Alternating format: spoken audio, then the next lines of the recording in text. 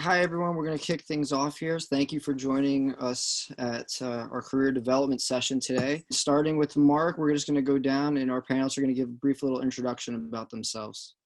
Thank you. Mark Gress, Jr., partner at Prodigy Search, formerly known as Prodigy Sports. We're a leading executive search firm within the sports and entertainment space, which means we fill high-level positions across all business functions, sales, marketing, operations, HR, you name it.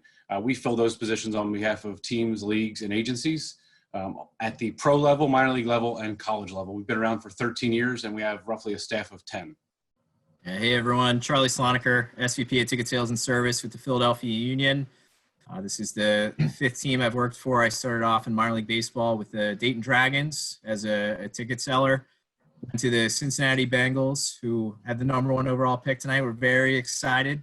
As a ticket seller, moved into ticket management with the Chicago Fire in Major League Soccer, and most recently was at the Indiana Pacers, overseeing a couple different sales departments before coming out to the Union. So at the Union, oversee entire sales and service department. We're a staff of about 35 people, heavily involved in recruiting. So I know that we have a lot of people, college students, graduating students, etc. So very excited to chat with everybody today. Hi there, I'm Brian Clapp. I'm the VP of Content and Engaged Learning for workinsports.com, and I'm the host of the Work in Sports podcast. I started out my career at CNN Sports Illustrated, which was a sports news network that was set to compete with ESPN, and that didn't work out so well, but it existed for a long time. We were around for about 7 years. I was a show producer there, then went to Fox Sports Northwest, where I was the news director. So I managed the staff, the production, the journalism, hiring, firing, budgeting, all of that sort of thing. And then for the last 7 to 8 years, I've been with workinsports.com, hosting our podcast and also creating content based on career development and career and professional development. So great to be here with everybody and to get to be learning from everybody else as much as I can share from myself. Kevin Carmichael, Prodigy Search, formerly Prodigy Sports. Mark, thank you for giving a little bit of the background of our organization, in executive recruiting and sports entertainment, nonprofit. And, as a managing consultant, my main responsibilities are executive recruiting, from ticket sales to sponsorship, marketing, arena operations, you name it. We cover it all, going from prospecting candidates to interviewing, narrowing down the lists, working with the clients on finding best fit candidates, and ultimately assisting on job offers and negotiating those as well with the client and the candidate. Aside from my recruiting duties, we are a small firm, so I get to wear a couple different hats and do manage some vendor relationships, specifically with our website vendor, in addition to SEO and some other IT stuff. So another nickname for me at the office is GC, as a general contractor. So it's fun to wear a couple different hats. So now we know a little bit about them, about our panelists here. So I'm going to kick things over to Andrew, and he's going to introduce our first talking point here. We'll kick things off. Yeah, thanks, Owen. Thanks everybody on the panel as well. We're so happy you guys can be here. This is huge. But we just want to start off and go right into it. So we're going to talk about the first time, when another time unemployment was high.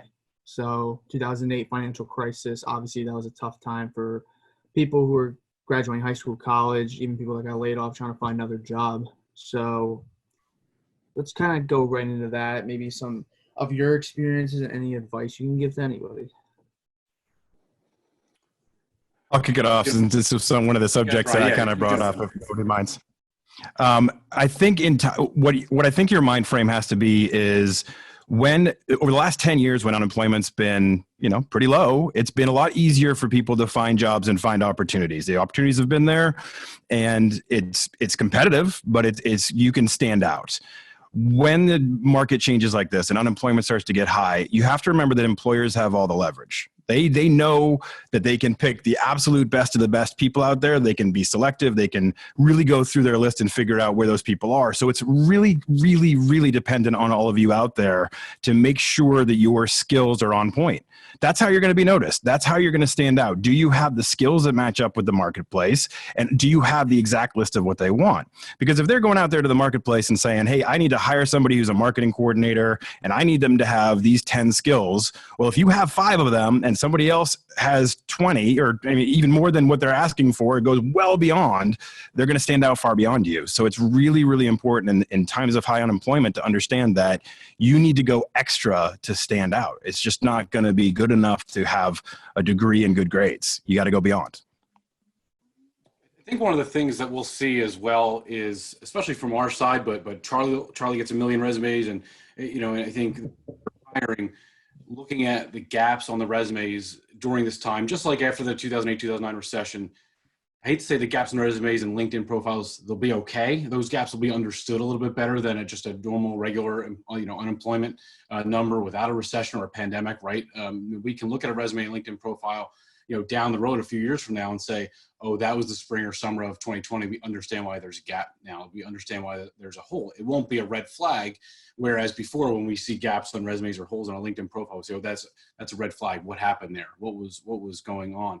But to Brian's point, just to kind of circle back around, it's up to you to fill that gap with something, right? To learn a new skill, to educate yourself, writing, creating, innovating, like fill that gap with something. Again, it's hard now to go out and in person do things like volunteering, but you can do other things now to still bridge that gap between the layoff, the furlough, and starting something new. I think this is a really good opportunity to really focus on your skills and trying to hone those in. I know, like in 2008, I had just started working for the Cincinnati Bengals. Financial crisis hit. We were just coming off a 4-win season, and it was probably the worst sales environment you could imagine when I came from a team that was in a pretty good sales environment. So I looked at that as an opportunity to actually improve my sales skills because I knew it was going to be extremely difficult. So working on your pitch and really practicing was key. And I think in 2014, when I was with the Pacers, we had a situation where Paul George went down with a horrific injury. Anybody who remembers when he snapped his leg? I watched that coverage all night because I was like, oh no, this is a completely different environment for everyone on my sales staff.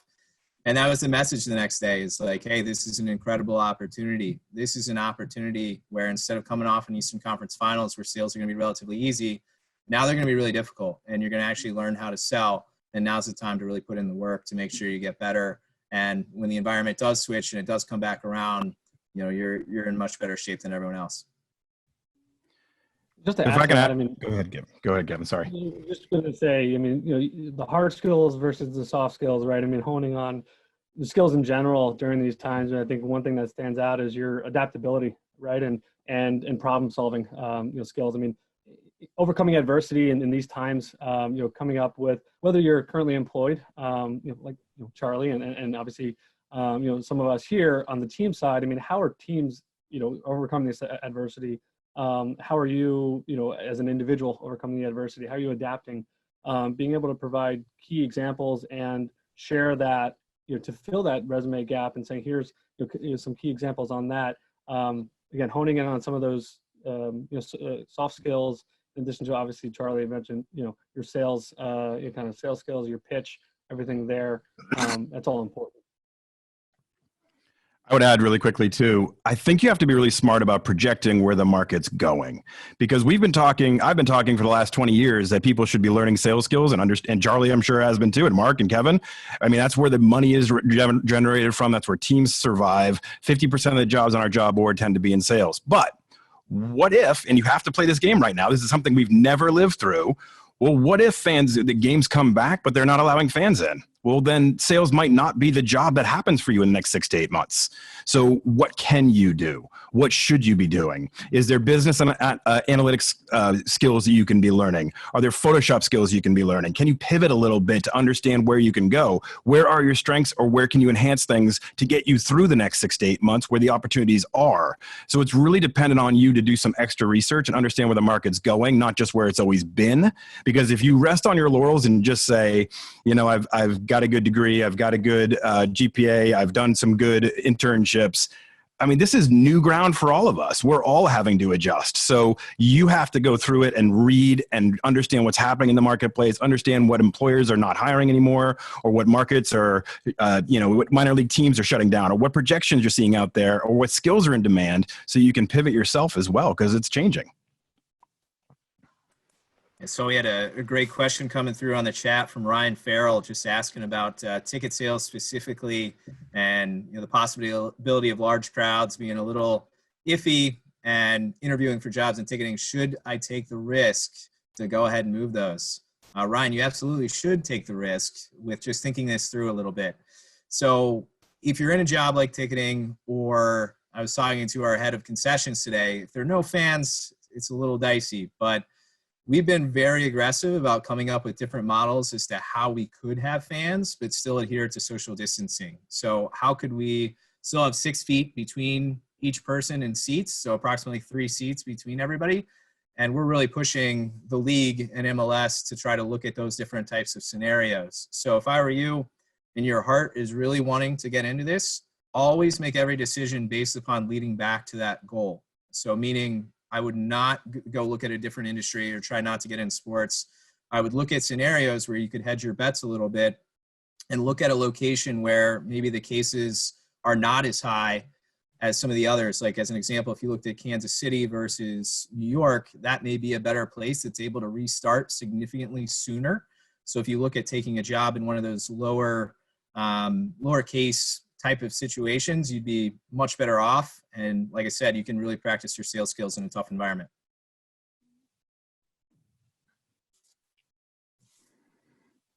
Well, thank you very much for that insight. So what do you think the importance is of Zoom during this current pandemic that we're facing? I feel like I'm always jumping in, so somebody else can jump in. I talk too much, so please, Kevin, get in there. I don't want to dominate. I think regardless of the platform, I'll say this. I think regardless of the platform, Zoom, Skype, any other video platform, both as a professional and as a candidate, those are, I guess I have two different answers there, but the ability to use those as a tool is critical, right? So think about it from the interviewing perspective, because that's the primary way a lot of us are doing interviewing right now. It's not, we're still doing phone interviews, but the in-person ones are not occurring. So using Zoom or Skype, the ability to still get a feel from somebody, right? Their ability to still use the camera for eye contact, dressing appropriately, hearing, again, you got to test your audio, test your video. All those things are critical. And I don't want to steal other people's answers here, but on the job front, we're using that for meetings 2, 3, 4, 5 times a week. And that does give the opportunity to, again, allow people into your world, show them what you're doing with your days, and explain the day-to-day. Even though we're all working from home, we're still working, right? The working part that never came out of that whole phrase. So I guess 2 different things with Zoom or Skype. And I think maybe those are things the other panelists can talk about, the interviewing piece, but then the actual working piece using those systems. Yeah, well, I'll add to that too, because I can't help myself. I have to talk as much as possible. It's an affliction.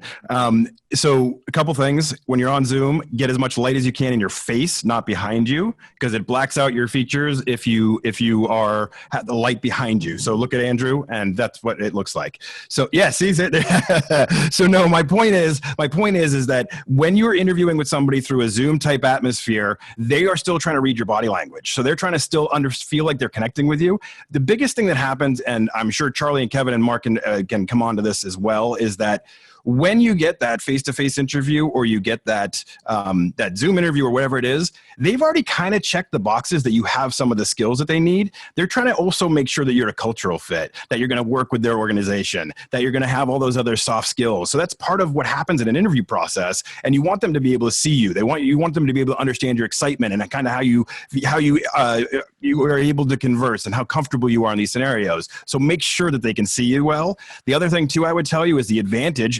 I think in every kind of a crisis, you look for opportunities. If we're doing more Zoom interviews, well, guess what? I can take Post-it notes and post them all around the outside of my screen, and you have no idea, right?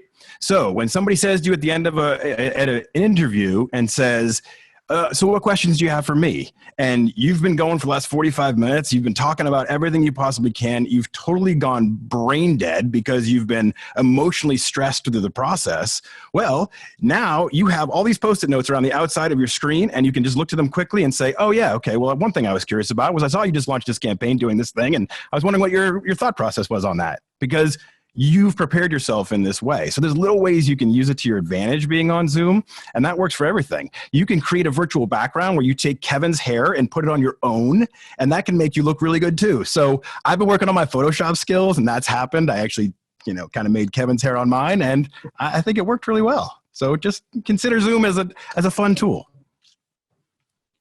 That was a huge tip there, Brian. I had to go ahead and lighten up my background as well. It's not something I thought of, and I'm not. Look how handsome you are. Well, in my case, I may want less light as opposed to more light, but I'm not entirely positive. I think there are a lot of things that you can look at with the environment that we're in now from the work from home environment, and then you have to look at what can I take from this environment and incorporate it back in once we get back in the office. So for us, as an example, seeing all those video meetings, we've looked at concepts of how could we potentially allow reps to work from the stadium bowl and actually have calls with their clients or with potential prospects with the actual seating bowl in the background and be making calls to them directly from their seats. It's something that we think could be pretty exciting and add a lot of value. But I know when I'm talking to different vendors that are trying to sell us, if they're setting up these video calls, which a lot of those people are way ahead of the game as opposed to like ticketing on this, the fact that you can see somebody over the screen humanizes them and makes them seem less like a salesperson. So as you can do more of those types of things, I think it's really beneficial in looking at like this environment and how it relates to kind of a normal environment once we get back to everything being kind of standard. That's a really good point. Adding to that, on the overall management piece, right? I mean, when you're managing a staff, obviously in the office when you're not going through COVID-19 and coronavirus and everything that we're going through right now.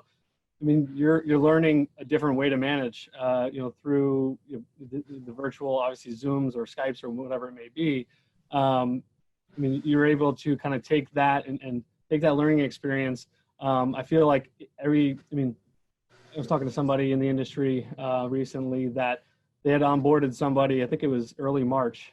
They were in the office maybe 2 days, and then obviously there was a work from home, and that individual had told their boss that they've learned more about their staff in a matter of 4 weeks than they probably would have in 2 weeks in the office, because you're kind of taking a step away from the office setting. You're more personal. You're getting your dog in the background, or you're home with the kids or whatever it may be. It adds a different element to it currently right now, and then coming out of this, it's going to definitely change the culture, I think, personally, on how individuals have adapted to this working from home and scheduling meetings with 30 some odd sales staff and how to manage that through a virtual Skype or Zoom or whatever it may be. So definitely a couple other points there that I find pretty interesting that Zoom has provided.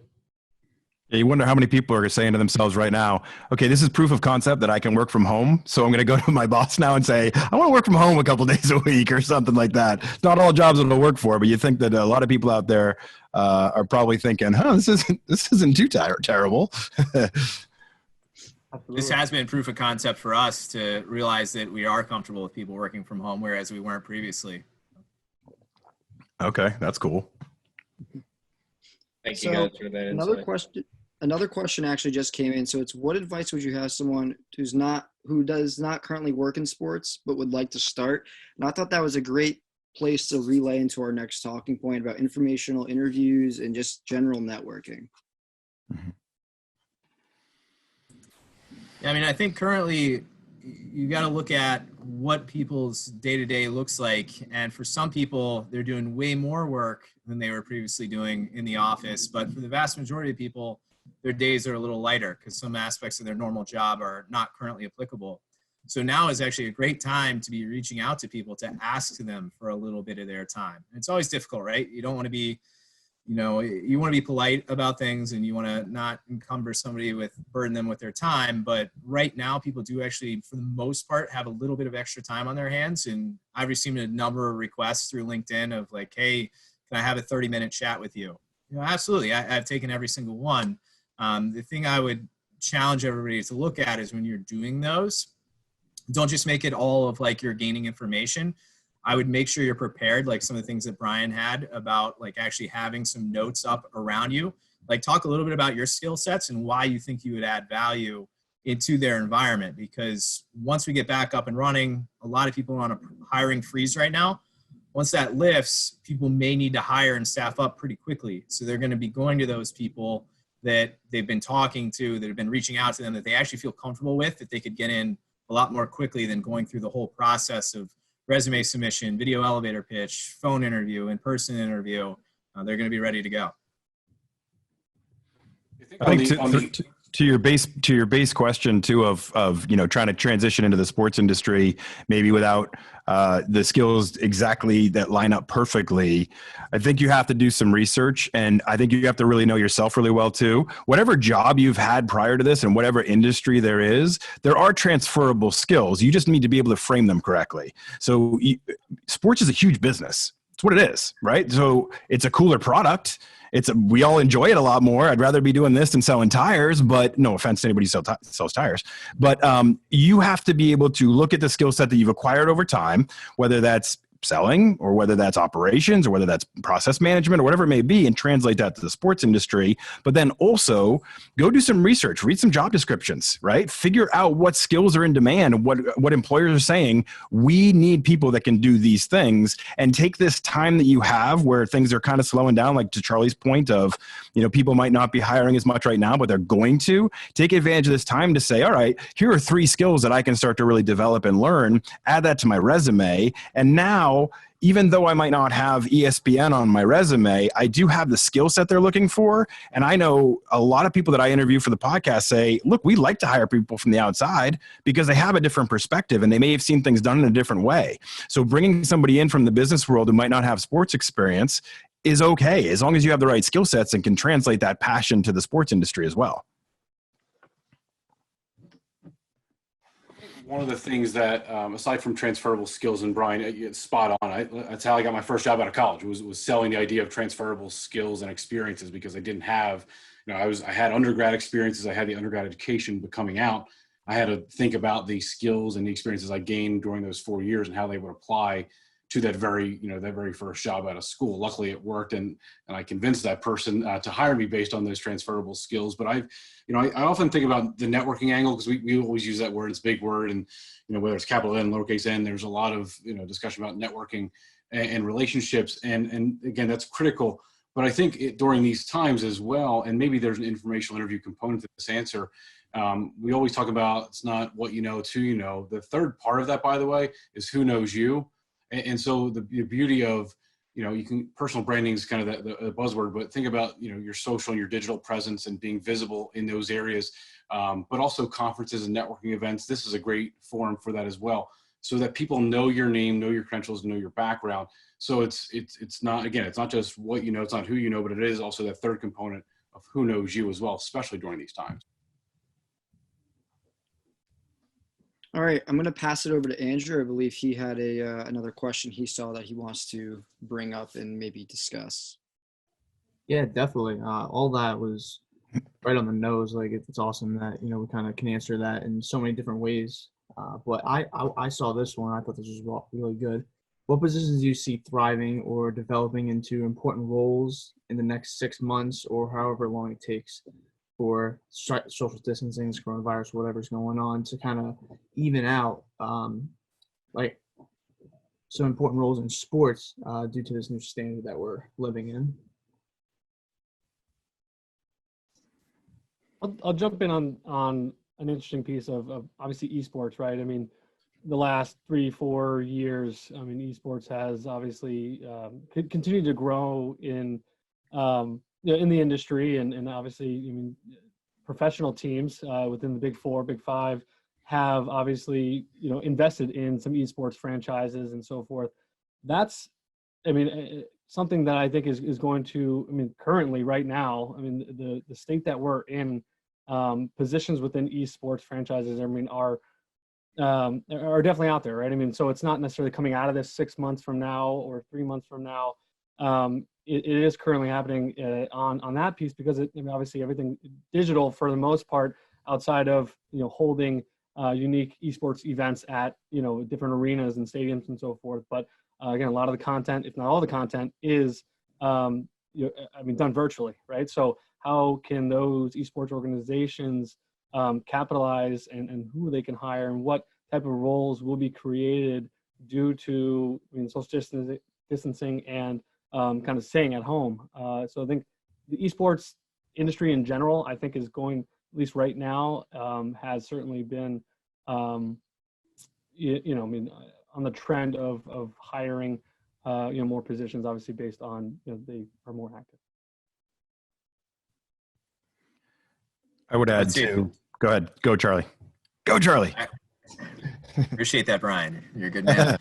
I would say broadcasts would be another one. I mean, those guys are trying to think of just some crazy different concepts right now of how can we infuse fan noise when nobody's in the stands? How can we have different sponsor elements pop up in the stands? How can we get better access? Because there's probably going to be a period when we return to sports where there's going to be no people in the stands, and there's going to be partial people in the stands, and then full. And it's going to be probably different by city. So the broadcast is going to be a huge element. And I think we were talking before, like the NFL draft is going to be crazy tonight. There's going to be so many people watching that, and so many people watch the Bulls documentary because people are from home and they don't have anything else to do. So there'll be a lot more eyes on the broadcast. Yeah, I would add too, I think business analytics jobs. I think that a lot of people who are crunching the data and understanding the revenue flow are extremely valuable. So I interview a lot of hiring managers, and I interview a lot of talent acquisition people. And one of the questions I always ask is, well, okay, what's the trend? What are you seeing? And 6 months ago, they were talking about all of our hiring right now is in business analytics. We're trying to hire people that can help us understand where the revenue comes from, understand how to maximize it, understand how to change our expense outpouring of money and make money or save money. And I think that will be even more important now as everybody's been forced to lose money, right? Everybody's been losing money. So it's going to be more and more important to have people in there that can crunch the data, do projections, understand where we're headed. And I just finished interviewing somebody in baseball analytics, like on the player side.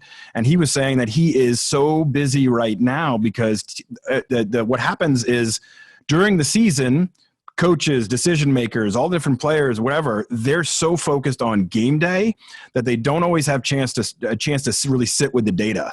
Well, now these people are all sitting around and he's making presentations left and right saying, here's an idea, here's what we can do, and here's the numbers here, and so there's a lot of demand right now for those things that might get consumed by the normal event day-to-day and rhythm that are really getting used and needed more than ever. And I think the data and analysis side, the data science side is really going to continue to grow. If I could add just one thing too, I think there's a few other roles that might come out of this, even if they already do exist. It just might be in a different setting or forum, but different types of or more venue security and safety types of positions, perhaps fan services roles. That's good.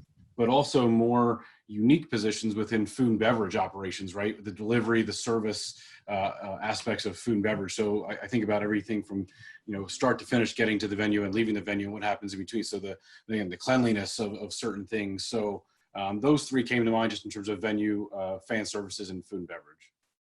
That's a really good point. I think that's very interesting. All right, so the next question.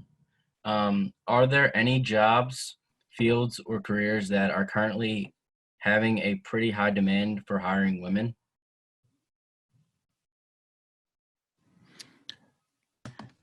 Every single one. Yeah. Our industry it needs to get much better at this piece. So I'm going to give you the worst opening answer and say every team, every league, every agency needs to get better at hiring women. So how's that answer as just an easy softball? Every single organization needs to get better at hiring women. And Mark, as you put, Mark, as a recruiter, right? I mean, is that not the most common question that we, when we go over with clients, they're telling us what their needs and wants are. Aside of what the skill set is okay, well, I mean, what are you guys looking for? What is your organization looking for? And yeah, that comes up on every single kickoff call that we have with a client looking for any specific position. I think when you look at a normal like job portal and you see who's applying, it's like, especially for a ticket sales position, it's probably 10-1 in terms of males applying to females. And so naturally, when you're trying to diversify your staff and have a group that could potentially bring in different skill sets, you're looking for all different types of people, you know, male, female included.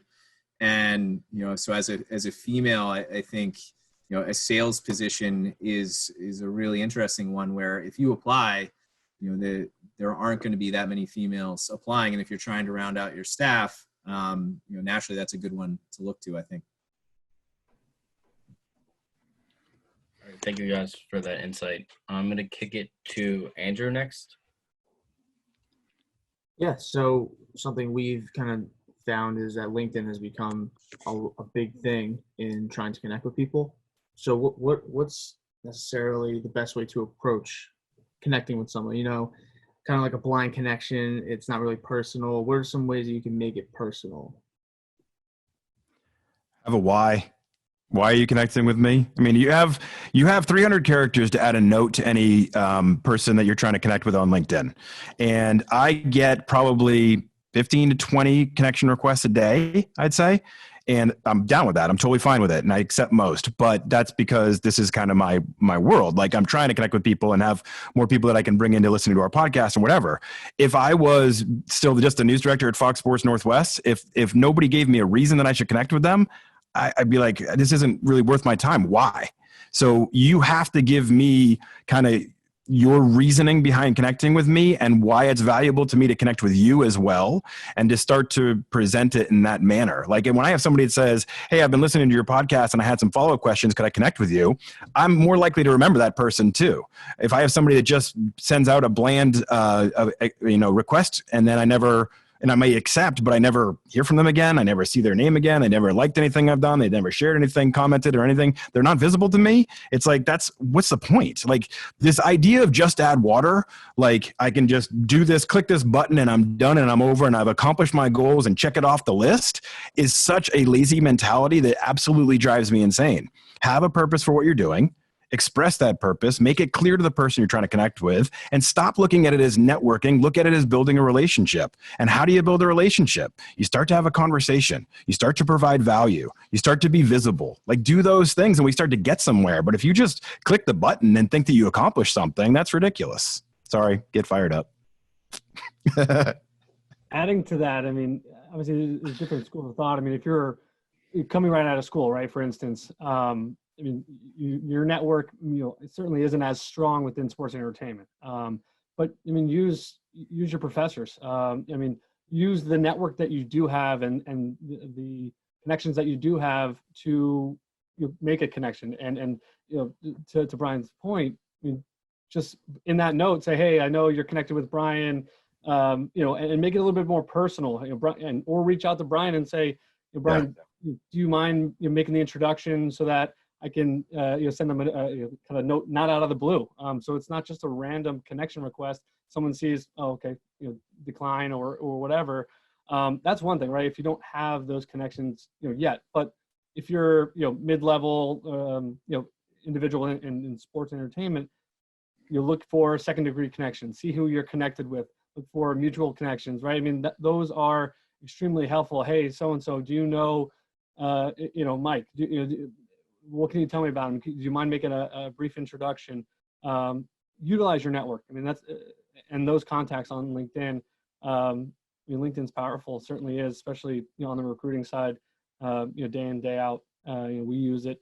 And make sure you have a professional photo. Make sure it's all tuned up, right? I mean, kind of the more no-brainers, but you see some profiles out there that you kind of question, why did they list that as their current job, or why do they have that up there, or it's a prom picture or whatever. It's just LinkedIn 101, right? Be professional. If you don't have a headshot, go in front of a wall, see if you can take a picture, in just a button up or something professional that will at least kind of, present yourself in more of a professional fashion. So you're saying my picture that doesn't have gray hair looks like it might be dated at this point? I should upgrade that? Should I get it in front of a brick wall like the three of you? Is that what we're doing?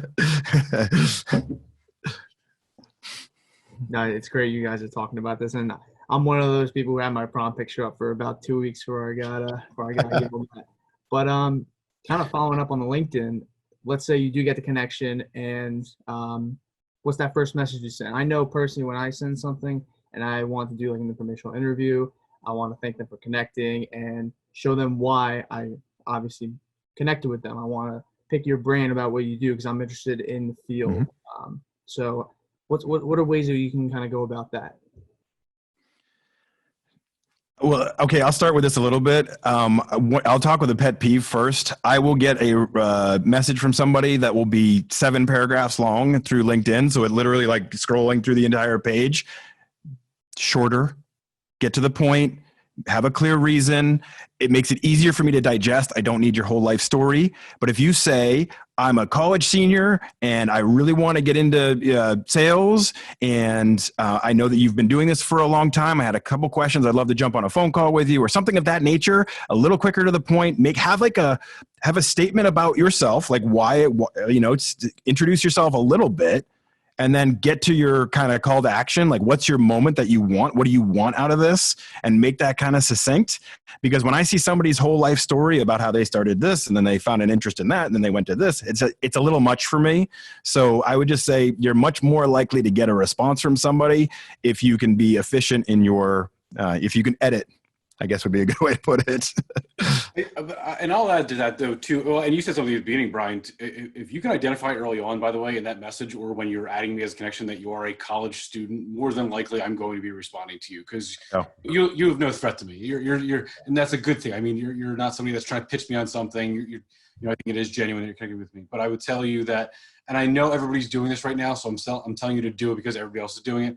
But during these times, and probably for the next few weeks, maybe next few months, it's not a bad thing to start a LinkedIn message when you're asking somebody to do something by asking them how they're doing or their business is doing or how their health is.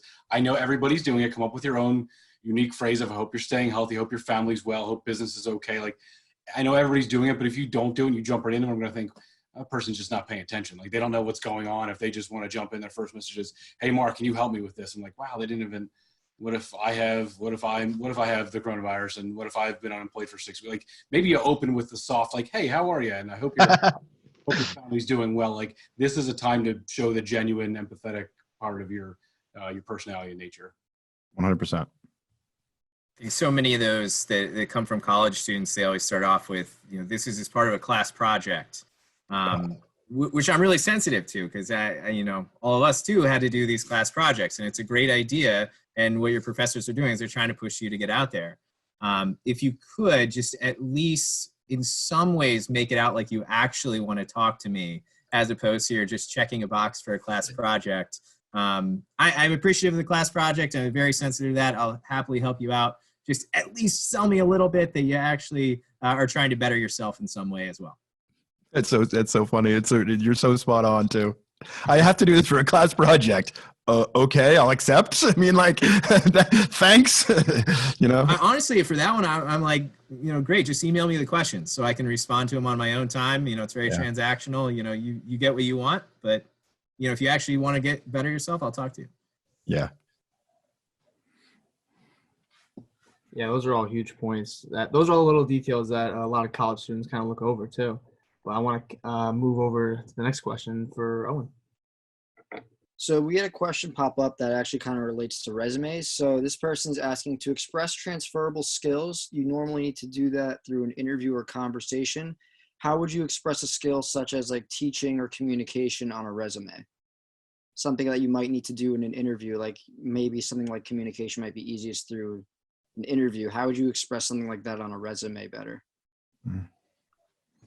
I think one of the things that is probably an underutilized tool that people don't do enough, even if that question wasn't asked, but it applies to that question, is utilizing job descriptions for those jobs or for that specific job. So similar to, or that exact job that you're applying for or that you would love to apply for, so that those same, and I'm going to say this, and it's going to sound terrible, those same buzzwords and keywords are in both of those documents, right? It needs to apply. Like, you actually have to have sold or marketed something. You can't just copy and paste a word from a bullet point on a job description and put it in your resume if it doesn't actually apply and is not a transferable skill.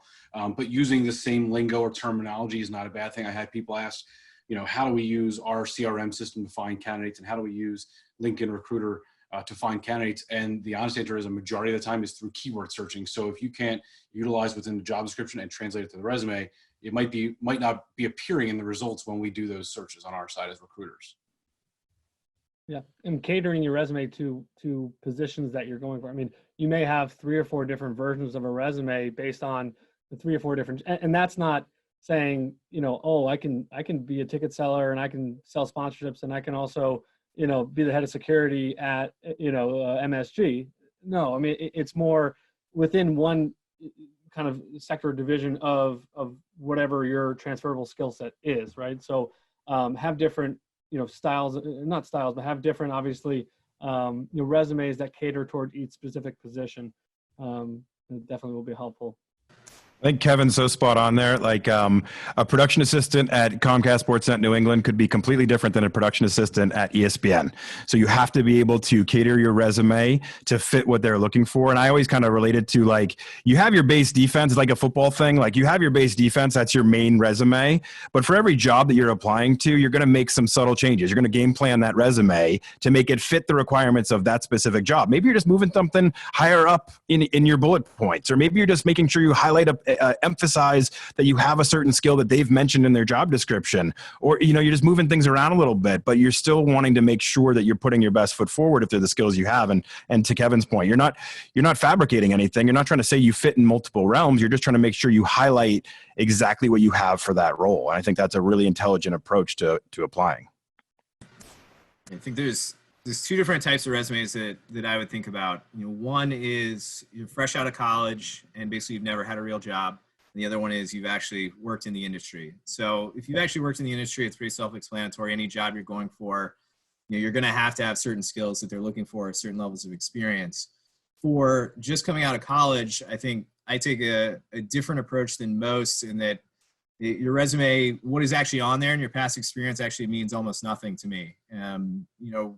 If you're hiring for an entry-level job that doesn't require any past skills, we're more so looking for intrinsic traits and qualities as opposed to what you did in your internship, because the likelihood is if you did actually sell, you may have learned how to do it incorrectly. But for the most part, you don't have any noteworthy experience. So when I'm going to look at a resume, I'm going to look at more the look of it and, like, is it properly organized? Like, have you spelled things correctly? Does it look like you know how to communicate in written form? And as such, like, we'll just bucket all those people. Normally, like, let's say if we get 200 applicants for a position, normally 40 of the applicants or 20% are just completely worthless. Their resumes just look like they're completely out of whack. They haven't put any time into it. They have misspellings, capitalization is off and stuff like that. And, for the other 160 people, we'll just put it in a giant bucket and make them send us a video elevator pitch, because we don't feel like there's any kind of distinguishable factors because you don't have the experience. So, from there, you send us back the video elevator pitch. It's amazing. We normally only get like 25% of those back that, people actually legitimately take the time to respond. So that's just like a tool for us to see, how serious are you about the position? And if you took the time to actually think that through and send us a video elevator pitch, like you're honestly, you're down to the final like 30 or 40 people to get into that phone interview and in-person interview. So I would think about that, and just, it may seem daunting to actually work in sports, and that, there's so many people. You hear these horror stories of hundreds and hundreds of people applying for the positions. If you just do a couple like really simple things, you're getting down to the final handful of people. Yeah, applying is easy. Actually being a good candidate is harder. Yeah, it's great you all mentioned that, because that kind of relates to the next question. So this question is, what advice would you give to athletes in this field that are about to graduate and haven't really got their foot in the door yet when it comes to real life experience? Maybe they had a couple of internships, but me being a college athlete, it was tough to get a full-time internship. So I know experience for me, I've done my best with what I could with my scheduling, but what are some advice you can give to other athletes? I love this question. But So, I talk too much. Last, Brian. That means you go last. Brian, I think I like every question, frankly. I just like to talk. So go ahead to anybody else and I'll jump in eventually. So I'll be the guinea pig, and there you go. And Brian, you'll go last this time. No, I'm just kidding. I'm trying to hold myself back. It's just hard. I'll say that one of the things that's interesting about athletes, again, like I was half kidding earlier, but I was mostly serious when I said about somebody asked about females breaking into certain sectors within the industry. Athletes are also sought after either. I think athletes just also, they get in their own head, despite being a very confident bunch. Some varsity athletes worry about that question, that they don't have the experience that their classmates do because they were training or they were playing. But I think to not shy away from that and use that as, the leadership skills, the teamwork skills, all of the things. And again, fair amount of them are soft skills. I'm aware of that, but they go a long way. The dedication, I can go down a list of all the buzzwords that are appropriate for an athlete that might not be appropriate for everybody else on campus, but use that confidence you did as an athlete to be now a job seeker and use that athletic experience to your benefit, not as a detriment of, it took up too much of my time. I had enough time to get my internship. But the other thing I think about often is finding, when you're applying for jobs, perhaps try to find somebody that is hiring that could be your ally. In other words, they were an athlete in college and they're hiring for positions. So therefore they know what it's like to be in your shoes. Yeah, I think the main skills that we look at when we see that somebody's a former athlete, we do look at it as a positive. We look at organization and time management skills where, they've had to balance all these different things with practice and schoolwork and things like that. And we also look at competitiveness by nature. Those people have played at a high level, so they're normally highly competitive. So I doubt you'll see that many people look at it as a negative. You may see some people that are really dead set on internship experience and that kind of maybe knock you a little bit, but there's also going to be a fair amount of people like us who, don't necessarily bump people up a whole ton just because they've had 3 internships as opposed to 2. Yeah. Okay. So when I was hiring, like at Fox Sports Northwest, let's say, one of the hardest things in this whole process of hiring is that you go through it's like an emotional experience in a way. You start out with this whole concept of like, I'm going to get somebody new in here. It's going to be exciting. We're going to bring this new energy to things. But you don't really know what that person can do when you bring them in. You have no proof of concept. You're taking a leap on that person. So what you look for, and you understand that hurdle, you understand that you're going to bring somebody in and there's going to be some growing pains or maybe they're not the right fit or whatever. That's your worst case scenario though, is that you bring somebody in, you've spent 3 months hiring somebody and you find out that they're not really the match you thought they were. They don't have the right skill set or they don't fit culturally or whatever it may be. You try to reduce those friction points when you're hiring. And when you hire somebody that is a former athlete or has military experience, you're getting to a point, not always, but a lot of times, where you have someone who is more mature, they've balanced their schedule better, they understand time management, urgency, they're coachable, they listen well. There's a lot of skills that come from that. And so you might not have the opportunity to say, I did these 15 internships, but listen what Charlie just said a second ago. When they're hiring entry-level staff, he's not expecting you to have the experience. He's looking for all those other intangible skills, those soft skills. You have to make sure you tell your story. And this is where your cover letter and your other things come into play, is that you can start to tell your story a little bit more and get me to understand you and your soft skills and what you were able to achieve as an athlete and that competitiveness. Because for me, especially, I wanted to hire people who were competitive.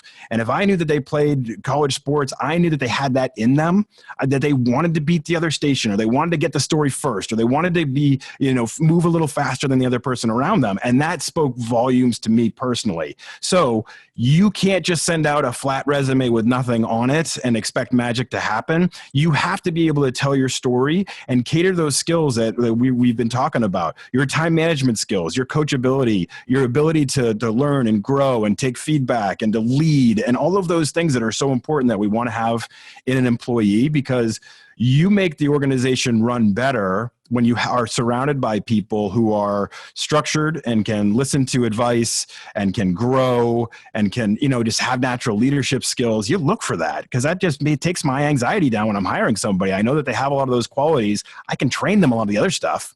We can get there. Eventually you're going to have to get yourself some skill sets, but really just to lean into what you do have as an athlete, I think can really set you apart. It really can. I appreciate all that you guys said, especially being an athlete. Yeah, it means a lot to me personally. I'm going to pass the next question to Owen. Yeah, so you got, like, Brian, you just mentioned the whole thing about how important a cover letter is. Is there any tips you can give for cover letters specifically? As we had someone ask how important a cover letter is and what are some of the best, like, tips you can do for writing one? Yeah, so I'll jump in and then I'll let everybody else file in as well too. The biggest mistake I see is people take their cover letter and they think it's just a way to put their resume in paragraph form, like just kind of reiterate the same thing over again. And that's one of those, you rip it off and you kind of throw it away. I think that's a missed opportunity. I think that what you're trying to do, your resume is a two-dimensional thing, right? It doesn't really tell me a whole lot about you other than what skills you can check off the box that you have. It gives me a little bit of data points. It gives me something to know and at least feel a little bit comfortable with. But I want to hire somebody that I feel like I know a little bit. And you get that in the next phases. You'll get that when you do a face-to-face interview. You get to know somebody. But you can start to tell that story a little bit in your cover letter. So I think when you can tell about a time you overcame an objection or a time that you solved a problem that was perplexing or something. Give me something from your background. It doesn't matter whether it was when you were working at the mall or whether you were doing an internship at ESPN or wherever, somewhere great. Like, just give me a little bit of a story that kind of weaves in a little bit of who you are and how you operate. And I think that's how you can make it into a real opportunity rather than just a piece that you tear off and throw away, because I don't need you to put your resume in a paragraph for me. I want to learn something about you. And that's where the cover letter, I think, is kind of a lost art. I really do. And adding to that, I mean, Brian, absolutely. I mean, even going back to, catering your resume to specific positions. I mean, catering, obviously, it's almost better. You think that it's something that everyone thinks about, but cater it towards a specific position. If you know who the hiring manager is, see if there's anything that you can bring out that's noticeable. Showcase your writing skills. I mean, this is an opportunity where obviously resumes are more or less bullet points summarizing key successes and job responsibilities. Here's an opportunity for you to showcase any of your writing skills and highlighting kind of key things there to make yourself stand out for that specific role, but even personality and kind of different traits that you wouldn't necessarily get on a resume, covering again brief bullet points on what you may have had experience in, etc. So there's a couple key pointers there to add to what Brian said. Showcasing your writing skills is great advice, and that's exactly what we look for.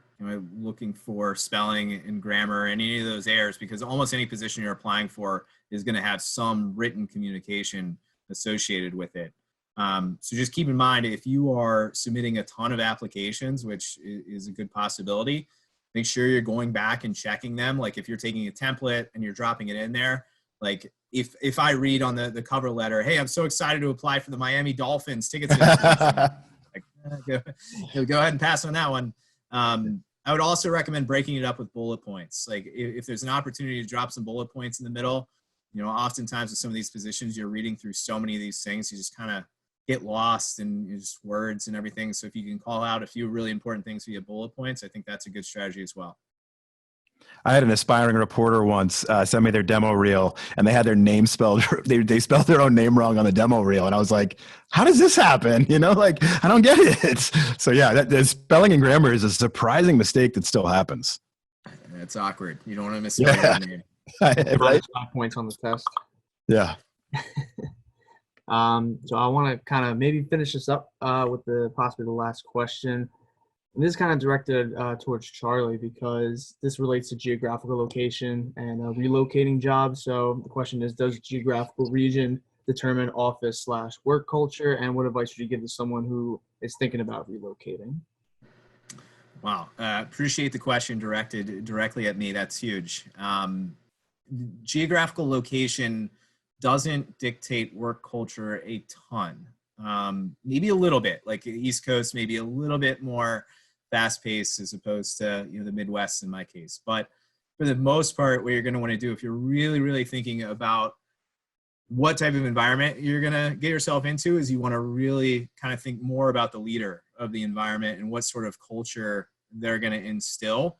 And I would do a lot of homework on that if that's important to you. So I would try to talk to people that know people within the organization to see what it's like and get a sense for it, because you're going to get a pretty wide range on that one. That's something that we put kind of a lot of stock into at the union, is a culture for the people, by the people, that is kind of comes up from, basically the people that are actually our entry level reps. Because, if I'm saying, hey, here's what we're going to do, we're going to ring this bell and then we're going to play the sales song, like nobody's going to get behind that. But if I can amplify the culture of what already seems to be going on, like we had a guy start a Papa Shot league in our office, and I was like, cool, I'm in, I'm ready to start my team. So there are things like that I think you're going to want to look for, especially if culture is important to you. But the geography things is important. Like if you think about the number of opportunities in sports, like there's a decent amount, but there's not an endless amount. There's only so many teams. So if you really, really want to go big and you want to be a team president, you have to have it in your mind that you're willing to relocate and move around, because some of these teams, it's so, valuable and so meaningful to work for a team that your grandparents were a fan of, then nobody's going to leave. There are people that worked at the Pacers and the Bengals for 30 or 40 years, and you're just not going to be able to move up as quickly unless you're willing to take any job in any league in any city. And the more parameters you have, the better potential you have for more moves. If you're just very set of like, I'm only going to do Philadelphia, I'm only going to do soccer, you have one team. If you're willing to do all of the United States, any league, then you have a lot of possibilities. The beauty of that too, though, it doesn't need to be permanent, right? I mean, if you're thinking about your younger career, and again, that can be within the first 5 or 7 years, to get that start, go where the supply and demand is in your favor, right? Not in a location where there's 100 different universities that all have sport management programs, that all have the same number of graduates that are competing for jobs. Go where the job is, and if it's for 2 or 3 years, and then you can move back home again. It doesn't need to be a permanent move for the rest of your life, just to relocate one time. Yeah, the older you get, the more experience you have, the pickier you can be. I agree. Yeah, and I'll just add too that like you have to be able to look outside of just the teams. We have on our job board at the height, things are different now, but we had around 25,000 jobs in the sports industry. And if you go do a search for like an accountant on Monster, you'll find 300,000 that come back right away. So the sports industry is smaller. And so you have to be creative in the way you look at things and say, all right, maybe I'm not going to start out with a team right away, but there's agencies and there's tons of different employers in the sports industry. Sometimes you have to be a little bit creative and you have to be willing to move. I know I've moved a lot in my career, and that's just part of the game. And that's something you have to be expect for. And to Mark's point, you can always come back.